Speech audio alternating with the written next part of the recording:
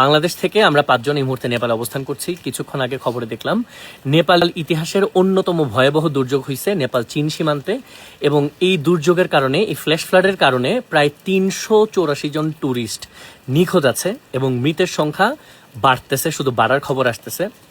তবে দুশ্চিন্তা করবেন না, আমরা একদম অপোজিট একটা সাইডে আছি। তবে আমরা চাইলেও এই মুহূর্তে দেশে ব্যাক করতে পারবো না, কারণ আমরা যে রাস্তা দিয়ে যাব এই রাস্তায় একটু আগে খবর পেলাম আজকে সকালবেলা ল্যান্ডস্লাইড হয়েছে, এবং ল্যান্ডস্লাইডে যে শুধুমাত্র রাস্তা ক্ষতিগ্রস্ত হয়েছে তা না, রাস্তা একদম ভাসায় নিয়ে গেছে, মানে সরকারিভাবে কমপ্লিটলি যোগাযোগ বিচ্ছিন্ন। সো আমরা চাইলেও এখন ব্যাক করতে পারতেছি না। তবে যারা আমাদের খোঁজ খবর নিয়েছেন, কমেন্টে দেখলাম, টেক্সটে দেখলাম, আপনাদেরকে অসংখ্য ধন্যবাদ।